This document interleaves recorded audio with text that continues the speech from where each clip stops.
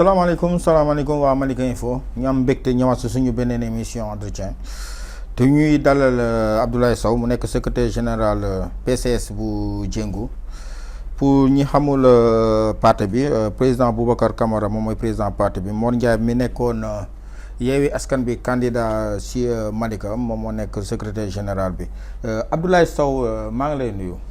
waaw maa ngi lay fay Bassoum maa ngi kontaan bu baax a baax ci jàkkaarloo ak yow di kontaan aussi tamit bu baax a baax ci dalal leen. présentation bi j'espère que amul dara luñ ci waroon wax te waxuñu ko si. non baax na. c'est bon. tey Abdoulaye Sow ñu gis ne terrain politique bi ñëw nga dugg ci ñu jékki-jékki élection locale yi ñëw ñu jékki-jékki dégg am na benn jeune boo xam ne dafay postuler pour nekk maire Malika fan nga jëlee doo ndi jékki-jékki rek fël foo jógee. non man je dirais pas jékki-jékki rek fël ndax sama candidature maire Malika dafa nekkoon lu ñu yàggoon togg wax naa ko ci sortie yu ma def lu bari. parce que ñun dañoo nekkoon ay jeunes nekkoon ay ndaw doo dëkkoon ci gox gisoon que gox bi nekkul woon di bouger amaana bon bëgg nañ andi suñu contribution ñu jàppoon ni pour nga andi sa contribution il faut nga nekk acteur donc fa la sama candidature jóge woon ñu fas yéene woon aussi nekk acteur fas yéene woon aussi tamit laajte mairie bi fas yéene def li nga xamante ni amoon nañ yéene maire bi def ko te defu ko. suñu candidature fa la. am na ñu ne woon da nga doon wut benn prox ndollu rek benn prox ndoll boo xam ne da nga bëggoon si candidat yi nga xam ne nii ñoom ñoo nekkoon Malika pour ñuy woola nga jege si leen parce que dañuy mujj am dëgg sa parce que suñu demee ba tey gi sa liste bi nga xam ne déposé woon nañ ko nga am problème parité te nga xamoon ko bu baax a baax xamoon nga ne depuis début que amoo woon moyen yu la mën a yóbbu élection mais da nga doon xaar kenn woola mu benn Mor Ndiaye wala benn Ndiogou Sow wala benn monsieur le maire Talla Gadiaga woola moo taxoon nga wut stratégie boobu noonu mais gëmoo woon sa li nga doon wax. bon je crois que amoo woon lu ngay moyens yi nga yóbbu élection moom wax ju yàqu la ndax dem nañ jusqu'au bout ñun ba ñu lancé suñu candidature nekkoon nañ ay jeunes yu bari nekkul woon Malika donc booy xool Sénégal yëpp la woon ay benn groupe de jeunes lañ woon ñun ñëpp ñu taxaw dëggal suñu bopp mais ba caution yi génnee gis nañ que voilà. 15 millions la woon jeunes yi dañ doon rocceeku benn par benn. am na ñu bari dañ doon wax que voilà booy bi bu ñu waxee caution yi day bàyyi mu sedd ak yooyu. mais gis nañ carrément que jéggi nañ étape boobu noonu dem ba déposer suñu ay liste ba ñu déposer suñu ay liste nag gis nañ ay politiciens yu mag gis nañ ay ñoo xam te ni peut-être ñoom ba ñu politique amaana ñun sax juddooguñu. même erreur bu ñu def ñoom def nañ ko. donc ça veut dire que amul kenn koo xam te ne mën ngaa maîtriser à 100% que voilà liste bi ngay dugal dina jàll. donc voilà ñooñu di wax peut-être que prox ndol lañ doon ut man damaa jàpp ni carrément que yàq der la ñu bëggoon def. mais 15 millions yi nga xam ne ni moo nekkoon caution yi Abdoulaye Sow déposé woon nga sa 15 millions. bon man comme lu ma waxoon maa ngi def benn publication jour ba ñu wax que. lii bi caution bi 15 millions la parce que ñun ba ñu bëgg a nekk candidat ba ñu lancé wu ba ñu réunir pour nekk candidat dañoo jàppoon que caution bi 20 millions la te bu nekkoon 20 millions aussi tamit amaloon nañ ko pexe donc ñun ba mu nekkee 15 millions ba mu tiitalee gars yi ñun soulagement la nekk ci ñun ndax on s'est dit que dinañ am 5 millions yoo xam te ni dinañ ko dugal ci suñu campagne donc ça veut dire que ñun quel que soit lu caution bi mënoon nekk. ñun dañ doon dem jusqu'au bout. non mais sama problème sama laaj mooy instant jamono bi ngay xam ne yaa ngi dugg ci affaire yi. ngay wax 20 millions est-ce que si sa poche sa compte banque yaa ngi wan ak 15 millions wala 20 millions yoo xam ne ni téye nga ko nga xam ne suñu laajtee caution di nga ko mën a dugal. non Bassoum moom lu ma am ak lu ma amul lu ma yor moom du ma si tontu mais ce qui est sûr mooy. élection yi bu nekkoon 20 millions. instant boobu ñun suñu candidature dañ koy déposer te dañuy jàll. kon su parce que ñi doon toog di seetaan. amoon nañ benn problème ne booy bi moom 15 millions yi mënu ko amu ko day sóob wala ñeneen ñi dem nañ ba véhiculer ne xëy na dafa am ay lobbying yu nekk sa ginnaaw ñoo la doon jaf yenn affaires yi moo taxoon nga am sañ-sañ boobu ak fit boobu noonu. bon dégg naa loolu mais bon comme que politique ak coow ñoo ànd ñun ñoo lancé wu ci politique. donc boo lancé wu ci politique moom coow yooyu ñëpp ñooy ànd mais ku su nekk xam nga sa akulaay taalaay xam nga sa diggante ak yàlla. xam nga aussi tamit bu dee da ngaa def lu baax wala da ngaa def lu bon. mais ñun képp ku ñu xam nañ ni carrément que du ñu dox ci daraay lu bon. donc lépp lu ñu doon def aussi tamit dañ ko doon teg légalement teg ko licitement bu jaroon taxaw expliqué wu mën nañoo expliquer xaalis bi fan la jógee. waaw mais moom la ñuy laaj parce que tey jii nii ñi doon seetaan tey jii nii bëgg nañ xam ba léegi Sow fan la tegoon ne am na kiw 15 millions ak yeneen 5 millions yoo xam ne dencoon na ko pour def campagne parce que am na ñoo xam ne ñoo la jiitu sax si politique nekk Malika tey jii nii loolu tax na ñuy daw làqu ju si yeneen coalition yi nekkoon Malika Sow yow xam nga politique stratégie la dañu demaat ci ay élection man du ma fi toog di détailler di wax fii laa jaar wala fii laa jaar wala fii laa ko amee wala nee laa ko amee mais ce qui est sûr mooy ba may dem élection dama demee récépissé benn parti loolu Malika yëpp teg nañ seen bët. ban parti MPD liggéey bu sama professeur maa ngi koy nuyu de passage le ministre Aliou Sow donc man ci récépissé moom laa demee woon donc ça veut dire que génnewuma 15 millions sama poche pour déposer sama caution mais damaa dem ak récépissé le ministre Aliou Sow ñii di wax lobby ñi ñoom est-ce que tamit Sow bon ñu si bëri jékki-jékki fël bi parce que ñu si bëri am fit boobu tamit bëriwul tamit jeune ko ñemee woon ñu si bëri dañoo ne man américain yi ñoom ñoo ma financé man je travaille avec des américains donc moo tax ñu bëri véhiculé nañ loolu ne américains yi ñoo ko jox xaalis wala détail yooyu noonu alors que voilà mosuma enquête xaalisu kenn ci politique man politique lépp lu ma si def man maa ko financé sama bopp donc yaakaaruma si woon kenn ci loolu candidat yu bëri seet si woon nañ la nga tëgg bi nga xamee ni léegi parité bi téye na la galgal nañ la ñu ne bon léegi Ablaye Sow fa la jëm ñu gis ci say message ci Facebook ak feneen yenn candidats yi doon daw di ñëw di la wuyu si mais au finish dama jékki-jékki rek may toog di xaar Ablaye Sow tey su ma gisee benn candidat ñëw suba keneen ñëw suba keneen ñëw ma gis sa page Facebook nga publier waaw xool naa candidat yi fi nekk yëpp léegi man damay dem seeti ji candidat bi nekk Yewwi Askan Wi dan nga mun a lan nga gis ba tey gii ni ñeneen ñi doyu ñu la woon nga gis ki nekk ci Yewwi Askan Wi mu nekkoon Mor Ndiaye nga dem taxaw dem jàppale ko. d'accord xam nga politique moom dafa nekk lu doy waar. te aussi àdduna dafa gudd tànk. te man ndaw laa c'était mon début donc am na yenn erreur yu bari yoo xam ne dama def le tout pour éviter ko. mënu ma woon tëb rek choisir benn candidat ne moom laay soutenir. donc booy xool moo tax ñun. ñu décidé woon woo candidat yi auditionné leen déglu leen xool seen programme ki nga xam te ne programme am jege na ak suñu programme ñu ànd ak moom donc naturellement man vision mu amoon ci Malika ci Mor Ndiaye moom laa ko gis jub bi nga xam te ne carrément du ma ne sax jub naa ko mais maa ngi tendre pour jub ko ci Mor Ndiaye moom laa ko gis nit ku nga xam ne tamit lu ma am habitude rek di wax man sama vision yamul woon ci Malika donc man je voulais travailler pour Malika et travailler pour le Sénégal ma gis que candidat yu nekkoon ci Malika yëpp ba mu jeex de A à Z Mor Ndiaye kese moom moo si taxawoon taxawaay boobu noonu bëgg a liggéeyal Malika te bëgg a liggéeyal Sénégal man moom laa doon wër donc d'accord nañ ci ay cadre ma ànd ak moom mais tey gi nii depuis début bi ñoom si ñu bëri si ñoom nee nañ nandoon nañ ne si Mor Ndiaye nga dem àndal ñoom ñu bëri si ñoom parce que ñenn ñi sax soo leen woowee dañuy dem noonu pour taxaw déglu la nii rek mais ñoom depuis début amoon nañ njottu ne Mor Ndiaye nga doon liggéeyal sax parce que moom moo la joxoon tey jii nii ni ko waa Malika waxee laa la koy waxee Mor Ndiaye moo bëggoon disperser nit ñi jël la yow dugal la nga nekk benn central boo xam ne nii yaay dox digganteem ak yeneen candidats yi moo taxoon tey jii nii fin bi nga ne Mor Ndiaye rek ñëpp dañ ne non xamoon nañ ko. xam nga man élection yi candidat bu si nekk toog naa ak yow wala toog yónni nga nit ma toog ak moom. mais monsieur le maire Mor Ndiaye kese laa si gisanteel benn yoon. Mor Ndiaye ba muy ñëw sama kër c'était la première fois may gisante ak moom xamuma ko woon ci Adama xamuma ko woon ci Awa. donc ça veut dire que moom la fekk ma ànd ak moom lu ma convaincre fu mu toogoon moom Talla Gadiaga toog na fa yeneen candidat yoo xam ne peut-être bëgguma tudd seen tur mais ñoom ñëpp toog nañ foofu noonu. non da ngaa xuloo ñoom. non xuloo ma aw ma problème ak benn candidat. non parce que Ablaye Seye moom après da ngeen am ay détails yu bëri yoo xam ne nii. non Ablaye Seye moom après am ngeen ay détails yu bëri yoo xam ne nii. Ablaye Seye non Ablaye Seye sama papa la. waaw.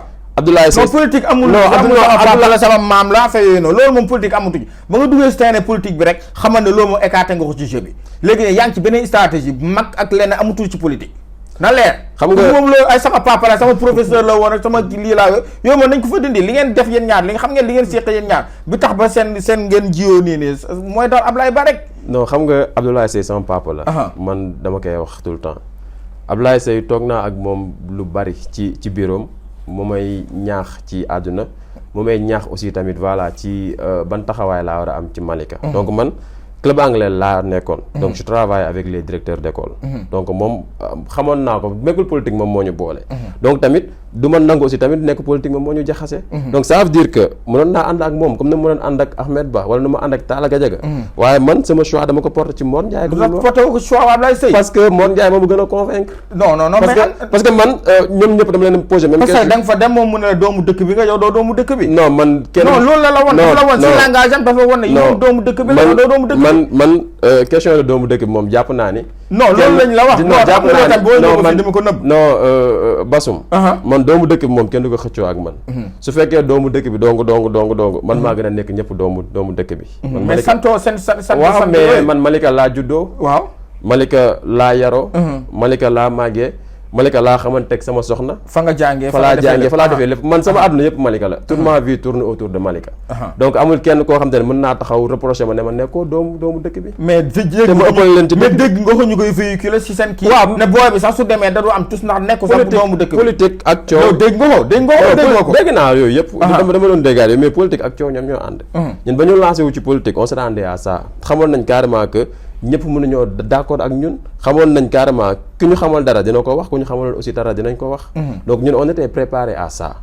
donc voilà quel que soit lu ñu ñuy wax wala le message bu ñu di doon véhiculer et tout mënuñu woon tere def lu ñu bëggoon def.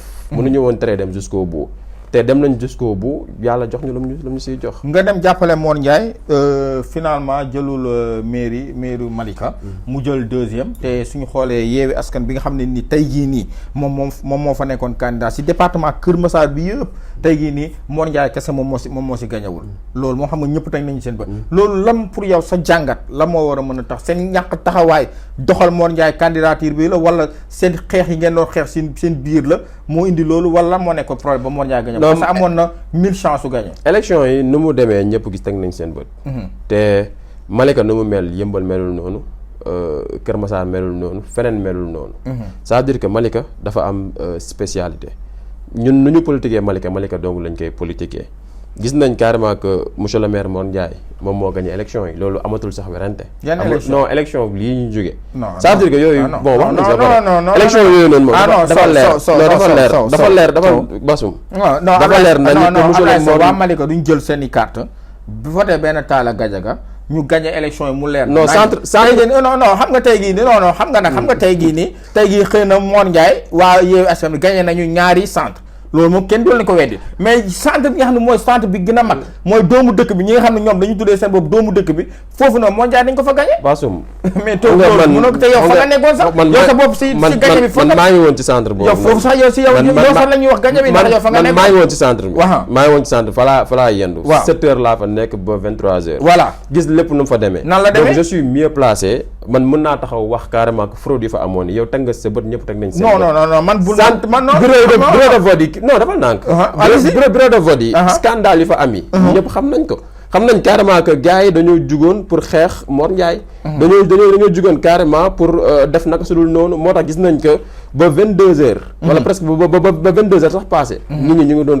continuer di voter xam ñoon fu ñu ñuy jógee ak jotaay yooyu noonu c'est que loi bi waxul loolu non ça veut dire que dafa nang non am saw dama lay dagg parce que loolu préfet moo ko autorisé préfet moo ne leen képp koo xamee ne ni da nga dugg ci biir école bi war a voter même su fekkee 18 heures jot na nañ lay may nga continuer man xam nga yéen a ngi fa woon man maa ngi fa woon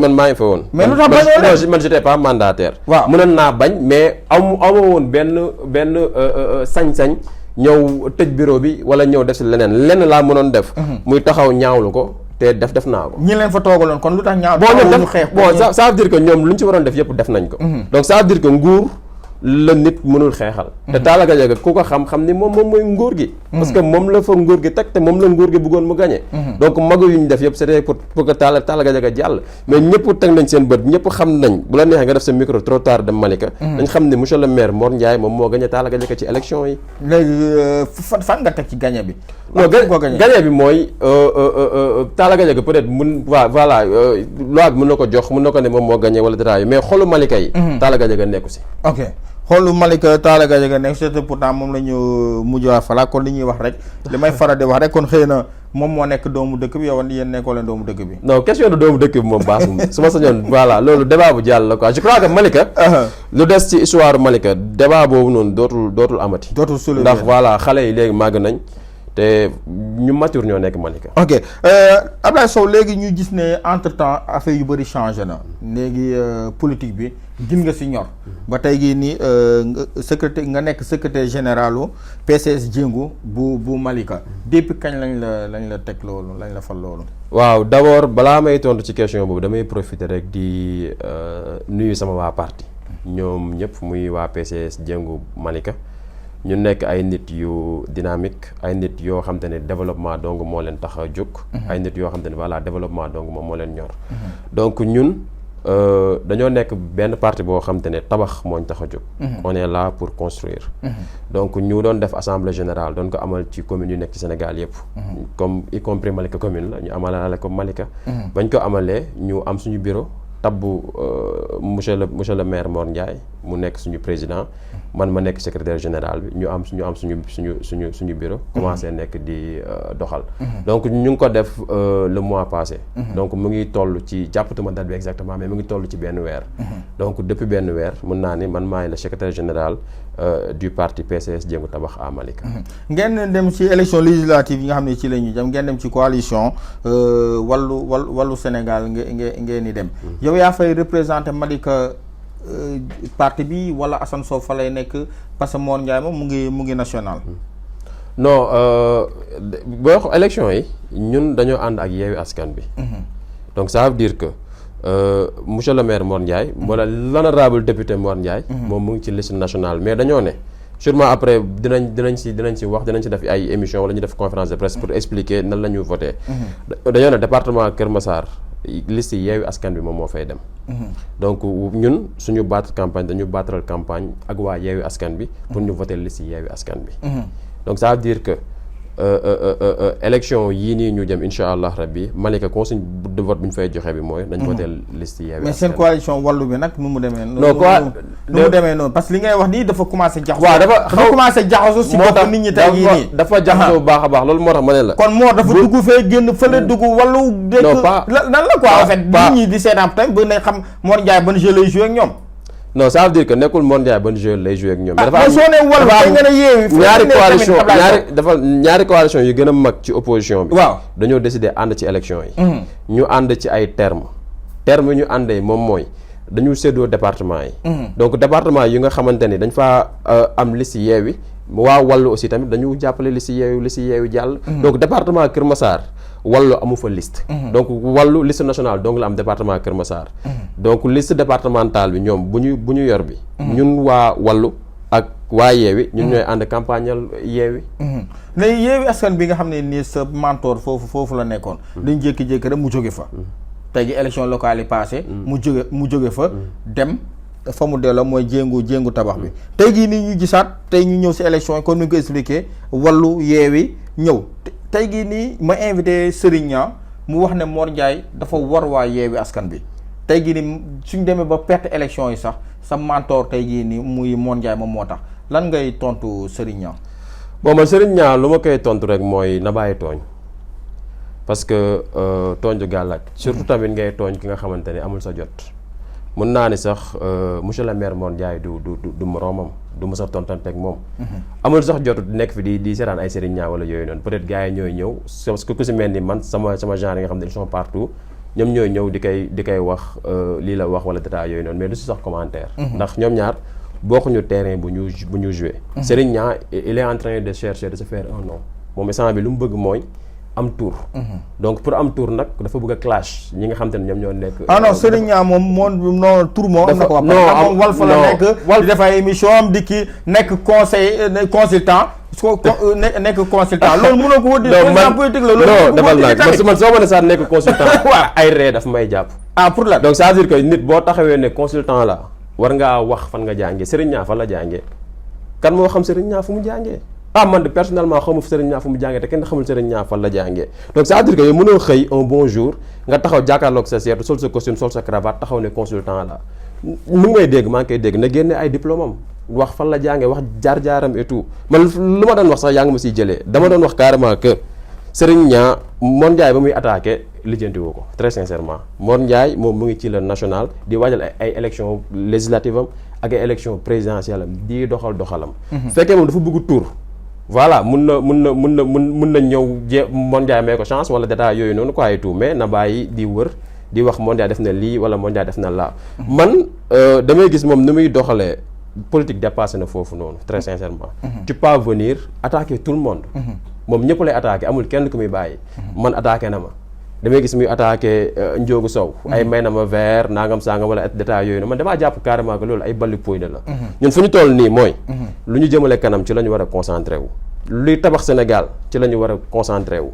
mais pas nga ñëw inventel sa bopp benn CV autoproclamé wu ne consultant nga nangam sangam parce que man sama jaar-jaar fu ma la si wax da nga koy mën a vérifier. su ma la waxee am naa master université Cheikh Anta Diop de Dakar. soo demee université Cheikh Anta Diop de Dakar mën nga ko vérifier. su ma la nee jàngi naa University of Excellence bu Angleterre mën nga ko vérifier. su ma la waxee nekkoon naa coordonnateur English Lovers Awards mën nga ko vérifier.